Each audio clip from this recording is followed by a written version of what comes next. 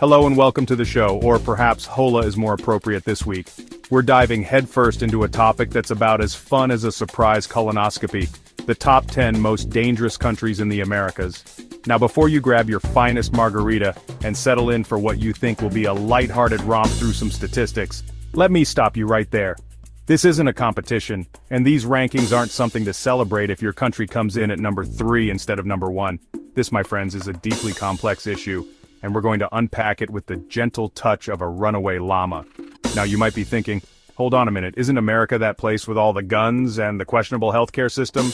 And you wouldn't be entirely wrong, but we're thinking bigger here, folks. We're talking about the entire American continent, from the icy plains of Canada all the way down to the tip of Argentina.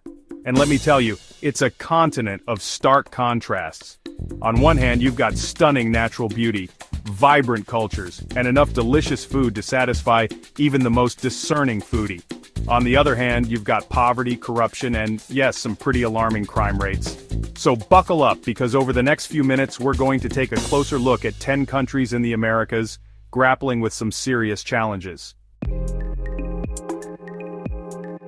First up on our list is Honduras, a country that's sadly become synonymous with violence. And we're not talking about the kind of violence that erupts when you try to take the last slice of pizza. We're talking about gangs, drugs, and a murder rate that would make even the most hardened gangster movie producer wince. You see, Honduras has been grappling with poverty and inequality for decades, which has created fertile ground for criminal organizations to take root. These gangs, often armed with more firepower than a small nation, control everything from drug trafficking to extortion to, well, you name it, they probably have their hands in it. Now you might be tempted to think, well, that's terrible, but I'm sure the government is doing something about it. And to that I say, bless your naive little heart. Corruption is as rampant in Honduras as mosquitoes after a tropical storm, making it incredibly difficult to tackle these issues head-on. Next up we have El Salvador, a country that's no stranger to the devastating effects of gang violence. You've probably heard of MS-13, the notorious gang with a reputation for brutality that stretches far beyond El Salvador's borders. Well, they're just one piece of a very complicated puzzle. El Salvador has a long and troubled history with gangs, dating back to the Civil War in the 1980s.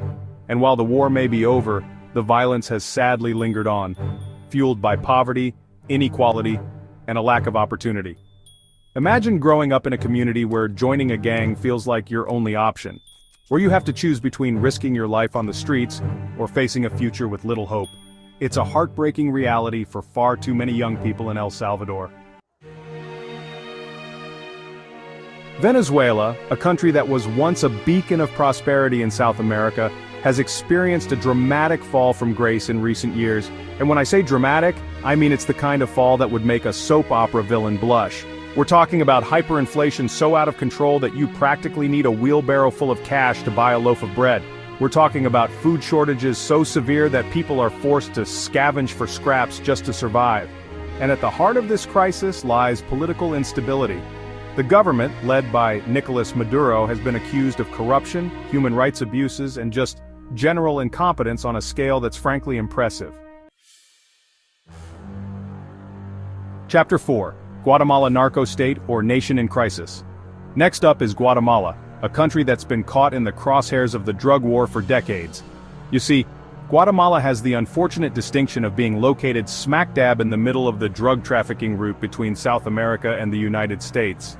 And when you're a small country with limited resources, trying to stop the flow of drugs through your borders is like trying to hold back a tidal wave with a pool noodle. It's not going to end well. As a result, Guatemala has become a haven for drug cartels, who operate with impunity in many parts of the country. They bribe officials, threaten anyone who gets in their way, and generally make life a living hell for ordinary Guatemalans. Chapter 5. Mexico, living in the shadow of the cartels. Mexico, a country that's so much more than just tequila and tacos, although I will say, their tequila and tacos are pretty damn good. But unfortunately, Mexico is also a country that's been ravaged by drug cartel violence for years. Now, I know what you're thinking. John, you can't talk about Mexico without mentioning the cartels. It's like talking about a Justin Bieber concert without mentioning the screaming teenagers. And you're right, it's an unavoidable part of the conversation. But it's also a deeply complex issue that goes far beyond just bad guys with guns. These cartels are like the mafia on steroids. They're incredibly powerful, incredibly wealthy, and they have their fingers in just about every pie you can imagine. They control drug trafficking routes, they extort businesses, they bribe government officials, and they don't hesitate to resort to violence to get what they want. Chapter 6. Brazil, Paradise Lost. Brazil, the land of samba, sunshine, and enough beautiful beaches to make a travel blogger weep with joy.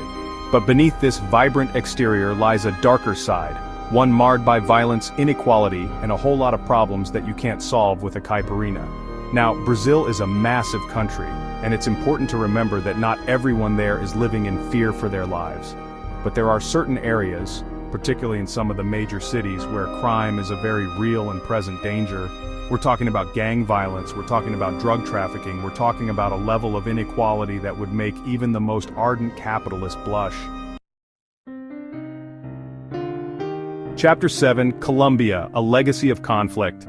Colombia, a country that's been synonymous with drug cartels, cocaine, and violence for decades. Now, before you start picturing everyone walking around in sombreros and carrying AK-47s, let me stop you right there. Colombia has come a long way in recent years, but it's still grappling with the legacy of its troubled past. You see, Colombia has a long and complicated history with armed conflict, dating back to the 1960s. And while the main guerrilla group, the FARC, signed a peace agreement with the government in 2016, violence still persists in some parts of the country. Chapter 8. Haiti, Poverty and Instability Reign. Haiti, a country that's been battered by natural disasters, political instability, and poverty for as long as I can remember. And I'm not talking about the kind of poverty where you have to skip your morning latte. I'm talking about the kind of poverty where you're struggling to put food on the table and keep a roof over your head. Now, Haiti is the poorest country in the Western Hemisphere, and it's been plagued by political turmoil for decades. They've had coups, they've had dictators, they've had more than their fair share of corrupt officials. And when you combine poverty with instability, you create a breeding ground for crime. People are desperate, they're willing to do whatever it takes to survive, and that can lead to some pretty desperate measures. Chapter 9, Jamaica, Paradise Lost to Gang Violence. Jamaica, the land of reggae music, jerk chicken, and a laid-back vibe that's the envy of the world. But behind this idyllic facade lies a darker side, one that's often overshadowed by the island's natural beauty. You see, Jamaica has a serious gang problem. These gangs, often armed with high-powered weapons, control territory, extort businesses, and engage in violent turf wars that can turn deadly in an instant. And it's not just confined to the big cities either. These gangs have a presence in rural areas as well, making it difficult for the government to get a handle on the problem. Chapter 10. Nicaragua, From Revolution to Repression. Nicaragua, a country that was once a beacon of hope for the left, has sadly descended into authoritarianism and violence.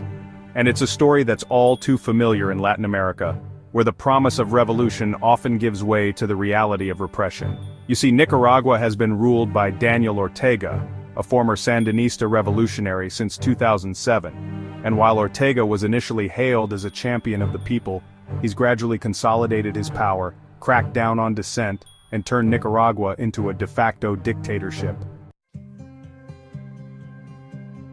Outrow, a call to action, building a safer, more just Americas. So there you have it, folks. A whirlwind tour of 10 of the most dangerous countries in the Americas.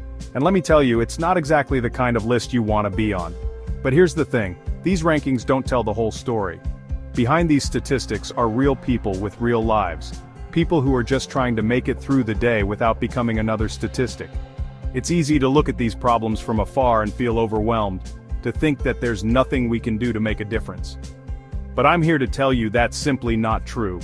We can't afford to turn a blind eye to these issues, to pretend that they don't exist or that they don't affect us. Because the truth is, we're all connected, whether we like it or not. What happens in Honduras affects what happens in the United States, and what happens in Brazil affects what happens in Canada. So let's start paying attention, let's start asking tough questions, and let's start demanding better from our leaders. Because the people of the Americas deserve better, and it's time we start acting like it. Thanks for watching our countdown of the top 10 most dangerous countries in America. Don't forget to like, comment, and subscribe for more informative content.